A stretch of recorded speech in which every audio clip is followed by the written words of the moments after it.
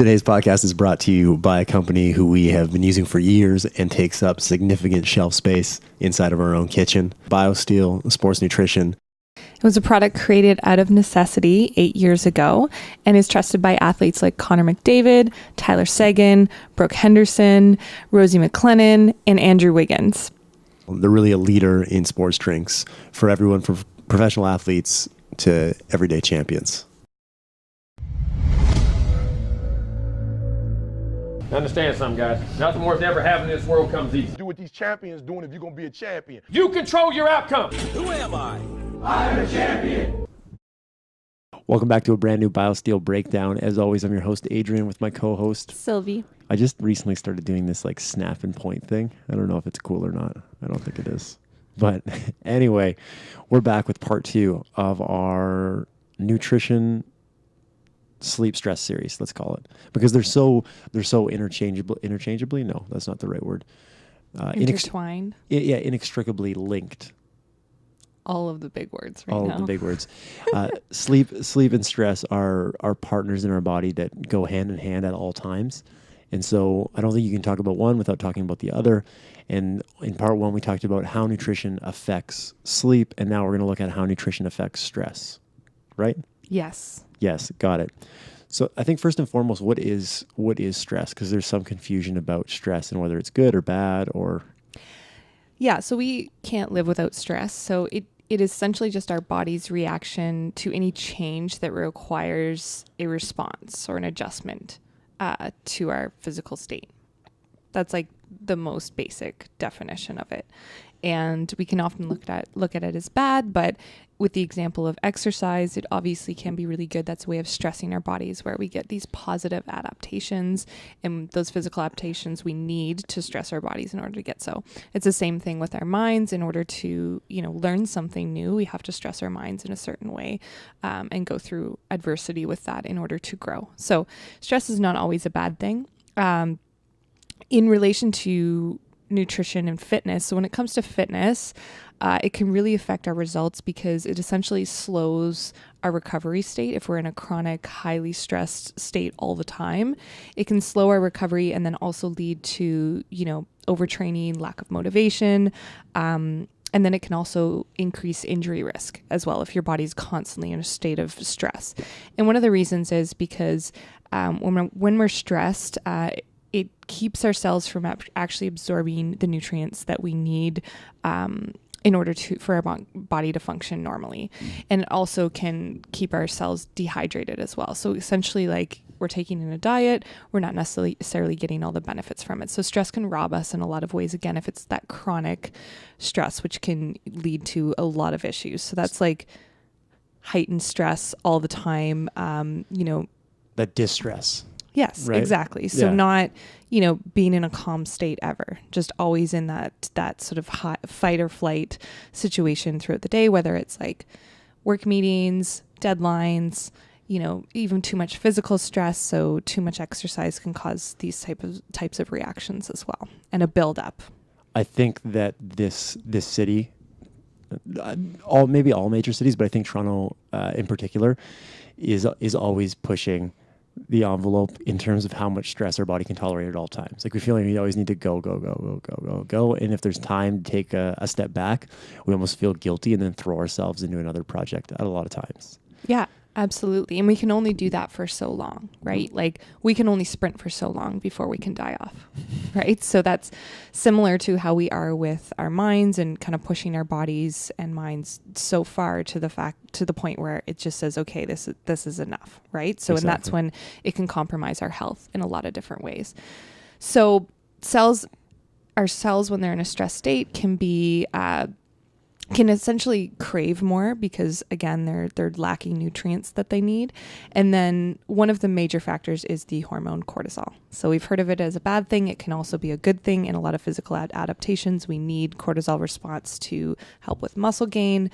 But when we look at the negative consequences of increased cortisol, what happens is our metabolism is greatly affected. So it can, again, cause body fat gain, especially in the midsection. And it creates this just chemical imbalance in our body or hormonal balance more likely. So it can cause a lot of issues in terms of, again, absorbing the nutrients that we need, and then just in this stress state of all the time where we're not actually getting in our recovery state, which is where all the magic happens for adaptation as well. And when you say our cells can crave things, what do you mean by that? So again, if we're in a stress state and we're getting this lack of nutrients into our cells due to focusing on the stressors in our bodies, what can happen is we can crave energy in the form of ATP. And one of the major, decreases from a vitamin perspective are B vitamins. So B vitamins are actually precursors to our energy. So they don't necessarily go right to energy. They actually provide you with the nutrients that you need. So the vitamins that you need from the B vitamins that you need to produce energy, to produce ATP. So a lot of people think the B vitamins directly give you energy. It's not necessarily how it works. They help our body convert nutrients into energy. And so when you're stressed, you deplete things like B vitamins. So you're not getting the energy that your cells need, or you're not getting the nutrients that your cells need to produce energy. And that can cause a lot of different issues in your body, fatigue and cravings of all sorts, just due to, okay, I need energy.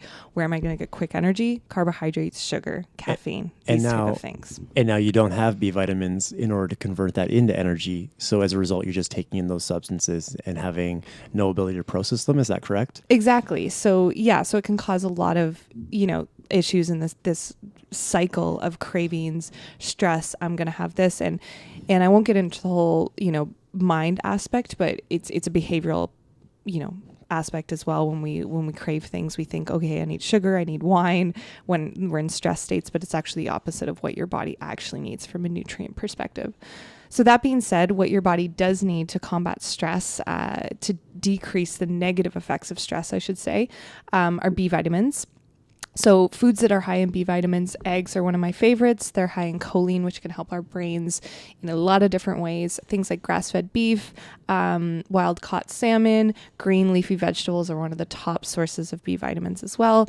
And then also things like, there's a lot of supplements out there that contain a lot of B vitamins, like greens powders. Obviously, Biosteel has one, and then next would be foods that are high in calcium and magnesium. And again, we're looking at whole foods. I'm just mentioning some of the key nutrients that we need.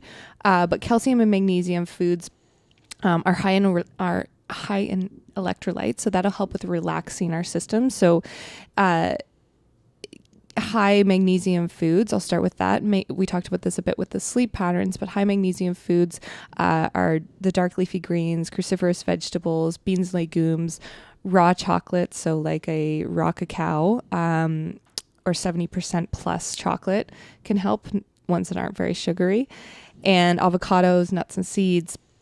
And we're going to get calcium with that as well. So calcium does not just have to come from a dairy source. We can get a lot from fruits and vegetables as well.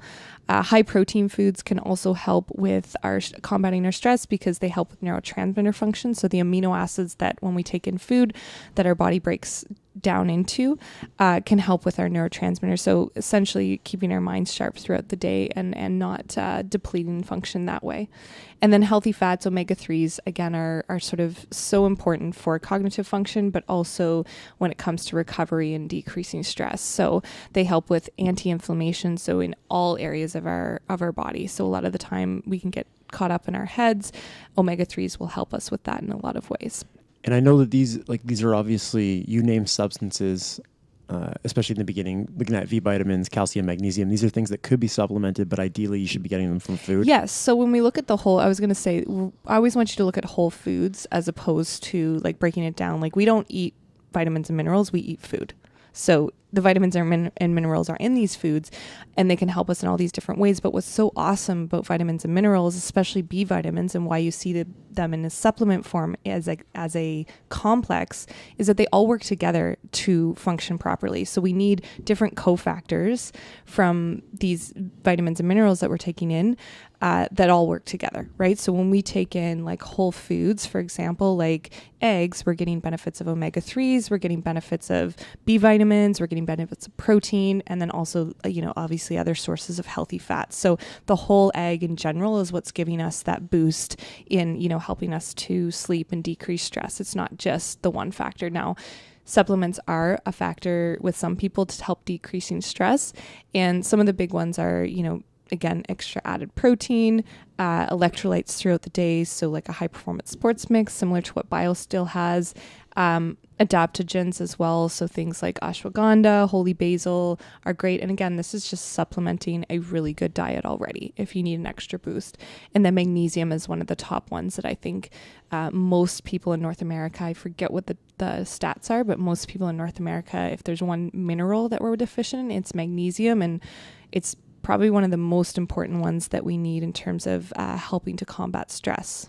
So from a supplement perspective, you can do a little bit more. You just talked about things that we should add in. Yes. Are there things that we should avoid if we want to decrease our stress in our body? Absolutely. So we mentioned, the cravings that you get. So things that you are craving are typically what you should be avoiding when it comes to stress. So if you're craving sugary things, it can mean a deficiency in some of these vitamins and minerals we just chatted about, but avoiding sugary foods because you'll have these ups and downs and crashes, and that can cause more stress on your body. Because your body's always having to make up for, okay, I need more energy. I'm going to get caffeine. I'm going to get sugar. So, relying on those substances becomes a very vicious battle when it comes to stress. Alcohol as well. So alcohol can really disrupt our sleep. We chatted about that last time. And so, avoiding things that are going to take off the edge that that aren't necessarily good for us overall when it comes to health. And then we're looking at long-term chronic, it's not going to help. Too much caffeine as well can cause more stress, anxiousness, that type of thing. Refined oils are also one of the big ones. So they can kind of disrupt our neurotransmitter function, and they can have an increase in inflammation in our body. And whenever we have more inflammation from processed foods and this lack of whole food, nutrient dense foods, we can crave these other sort of more processed foods and refined oils. So I'm talking about oils that are high in omega-6s. So it could be refined vegetable oils for the most part. Can provide us with a lack of nutrients that we need, that we don't need essentially from keeping up with decreasing our stress.